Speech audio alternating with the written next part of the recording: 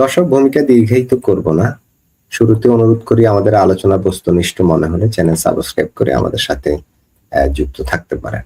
এবং আজকের যে খবর, যে গতকালকের খবর, যে ইরান বলেন বা বিভিন্ন ইয়াতে দেশের উপরে বিশেষ করে ইরানের তেলের শোধনাগারের উপরে হামলা চালাইছে, আরো অন্যান্য জায়গায় অন্যান্য কান্ট্রি তো ইরানও হামলা চালাইছে তেলের শোধনাগারে। তার মানে কি তেলের একটা বিপর্যয় কিন্তু অলরেডি শুরু হয়ে গেছে। এমনিতে দেখবেন এমনি বেড়ে যাবে। তখন আমাদের মতো দেশ এই তেল আপনি কত উচ্চ মূল্যে আনবেন। দেখেন একটা জিনিস হয়েছে কি, দেখেন আজকে সরকারে আসছে যে 12.5 লিটার বা 12.5 কেজি যেটা ওজনের আপনার গ্যাসের দাম 410 টাকা বাড়ানোর প্রস্তাব অলরেডি করে ফেলছে। তাহলে কত % বাড়ানো হলো? আগে ছিল 1250 টাকা, এখন হয়ে যাচ্ছে আপনার কত 1650 টাকা, বিক্রি হবে 2000 টাকা। অলরেডি 1700-1800 টাকা বিক্রি হচ্ছে গ্যাস। তার মানে কি মানে আমাদের মানুষের অবস্থাটা কি হবে? এখন তো এলএনজি সিলিন্ডার গ্যাস বাড়ানোর আগে তো 500-600 টাকা বেড়ে গেছে অলরেডি। হ্যাঁ, বেড়ে গেছে। আমি তো সেই কথা বললাম। আমি তো গতকালকে একজনকে জিজ্ঞেস করলাম যে তেলের গ্যাস কত কেজি, 1700 টাকা কেজি। এর 4-5 দিন আগে জিজ্ঞেস করছিলাম, 1500 টাকা। অলরেডি 2 দিনে বেড়ে গেছে। তার এই যে আমাদের এই যে দেশের যে কিছু সংখ্যক লোক, কিছু সংখ্যক বেশ একটা লোকাল বর্তমানে আছে আপনার এই যে ভারত বিরোধিতা করে, যে আপনার রাজনীতি করে আপনার ভোটের কালেকশন করে। আপনি ভারত বয়কট, ভারতের পণ্য বয়কট, ভারতের আমাদের এক নেতা ওনার বউয়ের শাড়ি জ্বালিয়ে দিয়েছে, ভারতীয় শাড়ি, ওনার চাদর, ওই যে কাশ্মীরি শাল উনি জ্বালিয়ে দিয়েছেন। ভারত বয়কট করলাম। ভারত বয়কট করা কি আদৌ সম্ভব? এত বড় প্রতিবেশী আমাদের। এখন অনেকে তো এই ভদ্রলোকে এখন তো প্রশ্ন করা উচিত, তখন তো সরকার আছে এই ভদ্রলোক, এবং উনি একজন উপদেষ্টা মর্যাদায় আপনার মন্ত্রী পরিষদে আছে। ওনাকে এই মুহূর্তে প্রশ্ন করা উচিত যে আপনি যে এইটা বলছিলেন, এখন আপনি এখন কি আপনার বক্তব্য? উনি তো সরকারের পার্ট, এখন সরকার একজন মন্ত্রী, নট অনলি নেতা, এবং বিএনপির একজন বড় নেতা এবং মন্ত্রী, পূর্ণ মর্যাদায় মনে হয় আসে উপদেষ্টা পরিষদে আছে, মন্ত্রী পদমর্যাদায়। ওনাকে এখন প্রশ্ন করা উচিত। এই যে জিগিরটা তুলে দেওয়ার সুযোগ করে দেওয়া, সে ওপেন আপনার পুরাইছে কাপড়, তার ওয়াইফ এবং তার নিজের শাল পুরাইছে। এটা নিয়ে অনেক ট্রোল হয়েছে। এখন মনে করেন এই যে শুনেন, আপনি ধরেন আমাদের একজন নেতা, যদি শীর্ষস্থানীয় নেতা যদি এই ধরনের উস্কানিমূলক বক্তব্য শুরু করে, সাধারণ মানুষ তো ধরেন এটা নিয়ে আরো হবে, এটার প্রতি আপনার করা জিগির তুলবে না। এবং এরা এই সব এই যে যারা ভারতীয় পণ্য বর্জন এইসব স্লোগান তোলে, তারা কি মূল ফ্যাক্টরটা বুঝে না? তাদের কি সেই জ্ঞান নেই যে আমরা বুঝবে কেন?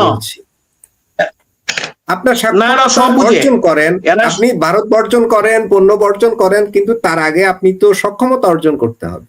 আপনি যে সক্ষমতা অর্জন না করে আপনি কিভাবে স্লোগান কেন দিবেন? আপনি শুনেন, আপনি যে শুনেন সব সক্ষমতা কি অর্জনটা করবেন আপনি? আমি তো সবসময় বলি, কি সক্ষমতা অর্জন করবেন? যেখানে ইউরোপীয় ইউনিয়ন তারা ভারতের সাথে আইসা করে হাত মিলাইতেছে, তারা এসে ভারতের সাথে চুক্তি করে তারা উচ্ছ্বসিত দেয়, বক্তব্য দেয়। তা আপনি আমরা সাধারণ একটা ছোট দেশ, যাদের আমাদের অনেক কিছু ক্রাইসিস আছে, অনেক কিছু আমাদের শর্টেজ আছে, যারা অনেক কিছু আমাদের ইম্পোর্ট করে নিয়ে আসতো। যেমন আমরা এক্সপোর্ট করি যে গার্মেন্টস এর কাপড়ের তুলা আনতে হয় ইন্ডিয়া থেকে, সুতা আনতে হয় ইন্ডিয়া থেকে। আপনি এক্সপোর্টের যে মেইন এক্সপোর্টটা করেন, আপনি যে জিনিসটা, সেটার আপনার কাঁচামাল ইন্ডিয়া থেকে আনেন। তা আপনি ভারত বিরোধিতা এরা আসলে, আমি তো এই যে আমি এটা নিয়ে আসলে বলা, এটা বিএনপির ব্যাপার, বিএনপি কিভাবে এটা জবাব দিয়ে সেটা আমি জানি। বিএনপি এই লোকটাকে যে আবার মন্ত্রী বানাইলো, এটাও আমি বুঝলাম না কিভাবে। আমি তো মানে যদিও আপনার উপদেষ্টা পরিষদ মর্যাদায় মন্ত্রী রাখছে, কারণ সেই ধরনের লোক যদি আপনার এই ধরনের কথা বলে, তাহলে পাবলিক তো আরো একটু উৎফুল্ল হয়। এখন এরা তো এই ধরনের লোকরাই তো এই কাজগুলি শুরু করে দিয়ে আবার ভারতের সাথে আমাদের একটা মানে সামাজিক যে বন্ধনটা ছিল, সেটা আপনার নষ্ট করে দিছিল। ঠিকই, একদম বলতে গেলে নষ্টের চূড়ান্ত পর্যায়ে ছিল। আমাদের মতো কিছু লোক যারা আপনার রফিক ভাই, ভারত ছাড়া কি বিকল্প কোনো দেশ নেই যেখান থেকে আমরা তেল, বিশেষ করে আমি এই মুহূর্তে সংকট যেহেতু তেলের কথাই বলি, আমরা কি বিকল্প কোনো উৎস থেকে কি তেল নিতে পারি? এমন কোন উৎস কি আছে? আপনি আনতে পারবেন না কেন? তেল কি আপনি না করবে? তেল তো আনবেন না কেন? আপনি আমেরিকা, আপনি ইয়ার থেকে তেল আনেন, আপনার এই যে ভেনেজুয়েলা দখল করছে, এখন ভেনেজুয়েলা তেল নিয়ন্ত্রণ তো আমেরিকার কাছে। আমেরিকা তো আপনার ইন্ডিয়াকে বলতেছে তুমি আমরা আদার কাছে তেল নেবো, ভেনেজুয়েলা তেলটা নেবো। ভেনেজুয়েলা তেলটা যে আনবেন, ভেনেজুয়েলা তেলটা কিন্তু একটু ভারী, এটা কিন্তু আপনার রিফাইনারি প্ল্যান্ট বাংলাদেশে থাকতে হবে। তো এটা প্ল্যান্ট আছে ইন্ডিয়াতে, আপনি এটা জানেন কিনা জানেন, আমি এটা জানি। ভেনেজুয়েলা তেলটা একটু ভারী, মোটা, কিন্তু ঘনত্ব বেশি, কারণ এটা রিফাইনারি আপনার প্রতিষ্ঠান আছে ইন্ডিয়াতে। ইন্ডিয়া ভেনেজুয়েলা তেল ওই সময় আনতো, কিন্তু ওই যে আমেরিকান তাকে ব্যারিকেড দিত যে না তুমি ইন্ডিয়া তেল নিতে পারবে না। এবং ভেনেজুয়েলার কাছে অনেক টাকাও পায়, ইন্ডিয়া অগ্রিম টাকা পায়, বুঝতে পারছেন? এখন এই ভেনেজুয়েলা যখন তাদের হাতে মুঠো নিয়ে গেল, ইন্ডিয়া আমেরিকা বলতেছে তুমি আমাদের কাছে তেল নেও। ইন্ডিয়া এখন তেল আনবে কিনা তাদের ব্যক্তিগত ব্যাপার, এটা তাদের পলিসির ব্যাপার। আচ্ছা, এখন আমাদের পাকিস্তান থেকে তেল আনতে পারি না? আমাদের তো ওরা বলছিল যে পাকিস্তানের শিল্পী আমদানি হলো 5 আগস্টের পরে, পাকিস্তানের জাহাজ চলাচল উন্মুক্ত হয়ে গেল, পাকিস্তানের সাথে বিমান চলাচল উন্মুক্ত হয়ে গেল, হয়তো সমুদ্রপথে রেল চলাচল উন্মুক্ত হয়ে যাবে যদি হয়তো করেও ফেলতে পারে। এখন পাকিস্তান থেকে কি তেল আনা যায় না? হ্যাঁ আনা যায়, তো অবশ্যই আনা যায়, আনতে পারবেন না কেন? পাকিস্তানের তেল আছে কিনা সেটা তো জানতে হবে। পাকিস্তান কোথা থেকে তেল এনে দিবে সেটা তো জানতে হবে। আপনি কি জানেন পাকিস্তান দিয়ে সৌদি আরব বিভিন্ন থেকে আপনার ইয়াতে ওই কি বলে এটা বাকিতে তেল আনে রিকোয়েস্ট করে, এটা আপনি কি জানেন? সৌদি আরব থেকে যে তেল আনে বাকিতে তেল আনে, জানেন আপনি? আমি জানি এটা, এটা আমি অনেক সংবাদ মাধ্যমে পাইছি যে ওরা বাকিতে তেল আনে। সৌদি আরব যেহেতু মুসলিম কান্ট্রি, পাকিস্তানের সাথে সামরিক চুক্তি হয়েছে, ওই হিসাবে তারা বাকিতে তেল দেয়। এখন এই তেল যেন আনবেন, আপনি বাকিতে তেল আনে আপনি আরেক জায়গায় বিক্রি করতে সুযোগ পাবেন, এই তেলকে আপনি দিবে? যদি এতই ভারতের যদি পাকিস্তানে যদি এতই তেল থাকতো তাহলে তো এরা ইয়াতে বিদ্যুতের সংশোধন থাকতো। ওদের তো বিদ্যুৎই ঠিক মতো নাই, গ্রামে গঞ্জে বিদ্যুৎ নাই, তা আপনি পাকিস্তান থেকে তেল আনবেন কিভাবে? পাকিস্তান থেকে আনতে পারবেন, জঙ্গি আনতে পারবেন, এটা পারবেন।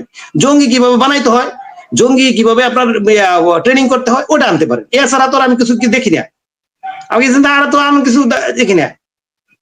জঙ্গি কিভাবে আনতে হয়, জঙ্গি আনতে পারবেন, জঙ্গি ট্রেনার আনতে পারবেন, আর ট্রেনিং প্রাপ্ত জঙ্গি আনতে পারবেন। এছাড়া আমি তো আর কিছু দেখি না। তেল কোথা থেকে দিবেন ভাই? এখন তেলের কথা যেটা বললেন, এখন তেল কত ভাবে আসতেছে, আজকে তো সব আসছে। আমরা পাইপলাইনের কথা আগে শুনছিলাম যে বাংলাদেশের সাথে পাইপলাইন হয়েছে, এই পাইপলাইনের জন্য কিন্তু অনেক আন্দোলন হয়েছে, যে দেশ বিক্রি করে দিচ্ছে পাইপলাইন দিয়ে নাকি সব গ্যাস নিয়ে যাবো, তেল নিয়ে বাংলাদেশ থেকে। এই দেশের মানুষকে কতভাবে বুঝায় এই শিক্ষিত, যে আমাদের এই যে শিক্ষিত মানে কি, এরা মানে দেশের শত্রু। শিক্ষিত যারা, এই শত্রুগুলি হলো দেশের শত্রু। এরা এর শিক্ষিত মানুষ, তো এদেরকে মানুষ বিশ্বাস করে এবং এই সুযোগটা ওরা নিয়ে মানুষকে বুঝাচ্ছে যে এই পাইপলাইন বসেছে আমাদের দেশে গ্যাস ম্যাস সব নিয়ে যাবে। এটা আলোচনা হয়েছিল কিন্তু